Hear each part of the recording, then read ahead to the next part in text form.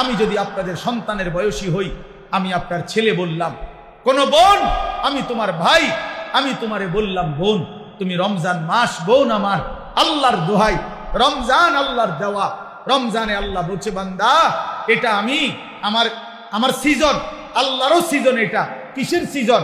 আল্লাহ বলে বান্দা এই মাসে না আমি আমার বেশি বান্দারে জাহান্নাম থেকে মুক্তি দেব, এই মাসে আমি জান্নাতি দেব আমার কোটি কোটি বান্দাকে। এজন্য এই মাসটাকে আমি আলাদাভাবে ইবাদত দিয়া সাজাইছি।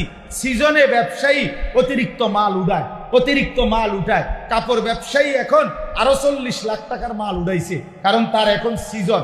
আল্লাহ তাআলা বলে রমজান আমার বান্দাকে মাফ করার সিজন, জাহান্নাম থেকে মুক্তি দেওয়ার সিজন, জান্নাত দেওয়ার সিজন। এই জন্য আমি আল্লাহ রমজানে আরো অতিরিক্ত ইবাদত উঠাইলাম। গত 11 মাসের ইবাদত তো ছিলই, নতুন করে 1 মাসের রোজা নতুন ইবাদত দিলাম।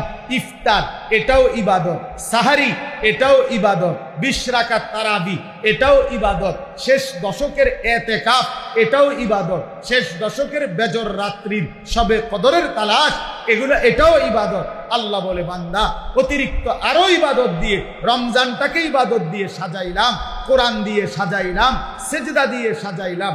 নেকি এবার যদি আল্লাহকে বলে আল্লাহ ইবাদত তো বাড়াইয়া দিলেন, নেকি বাড়াইছেন নি হেটা কোন? তা আল্লাহ বলে হ্যাঁ বান্দা, একটা নফল একটা ফরজের সমান, একটা ফরজ 70টা ফরজের সমান। এক শুরুর দশক রহমত, মাঝখানের দশক মাগফিরাত, শেষ দশক নাজাত। প্রতিদিন মাফ করব, জান্নাতের দরজা খোলা, জাহান্নামের দরজা বন্ধ, শয়তানগুলোকে শেকলে বন্দী। এই সব ব্যবস্থাপনা করে আমি চাই শুধু আমার বান্দা সেজদা দিবে, বন্দিগি করবে, রোজা রাখবে, ইফতার করবে, সাহারি করবে, 20 রাকাত তারাবি পড়বে, মিথ্যা ছাড়বে, চুরি ছাড়বে, ডাকাতি ছাড়বে, জিনা ব্যভিচার ছাড়বে। আর পুরা রমজান প্রতিদিন আমার বান্দা শুধু জান্নাতেই ঢুকবে, জান্নাতেই ঢুকবে, জান্নাতেই ঢুকবে। লাআল্লাকুম তাত্তাকুন। এজন্য আল্লাহ বলছে আমি 1 মাসেই কুতিবা আলাইকুমুস সিয়াম কামা কুতিবা আলাল্লাযীনা মিন ক্বাবলিকুম, আমি আল্লাহ পূর্ববর্তী ইমানদার উম্মতের মতো তোমাদের উপরে রোজা ফরজ করলাম, কষ্ট দেওয়ার জন্য না, ভোকে কষ্ট দেওয়া তোমাদেরকে নয়, বরং আমি আল্লাহ লাআল্লাকুম তাত্তাকুন, মুত্তাকি বানানোর জন্য। মুত্তাকি মানেই জান্নাতি, জান্নাতি মানেই মুত্তাকি।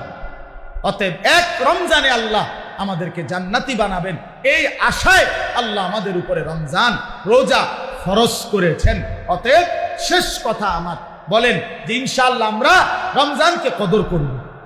বলেন ইনশাআল্লাহ, বলেন ইনশাআল্লাহ। রমজানকে কদর করেন, রমজানকে কদর করেন। আমার বাপ হাসলেও মরে যাবেন, কাঁদলেও মরে যাবেন, সুখে থাকলেও মরে যাবেন, দুঃখে থাকলেও মরে যাবেন, রাজপ্রাসাদের অট্টালিকায়ও মরে যাবেন, জীর্ণ কুঠির কুড়ে ঘরেও মরে যাবেন। বন্ধু কাজে আখেরাত ভুইলেন না, কবর ভুইলেন না। চলেন সিদ্ধান্ত নিয়ে গুনাহ ছেড়ে দিয়ে। মানুষ বলে না যে এই একটা 15 দিনের এই যন্ত্রণায় আমার চুলটা পাইকা গেছে, বলে কিনা বলে? এই 3 মাসের বেদনায় আমার চুল পাইকা গেছে। রব্বে কারীম বলে আখিরাতের একদিনের যন্ত্রণায় কোলের বাচ্চা বুড়া হয়ে যাবে। অতএব বন্ধু আমার, আমি এক শব্দ মনে করাইলাম, একটা শব্দই মনে করাইলাম, ইয়া আইয়ুহাল্লাযীনা আমানু, হে ঈমানদার, হে ঈমানদার। এটা আল্লাহ তাআলার বহুতই মহব্বতের শব্দ, বহুতই মহব্বতের শব্দ।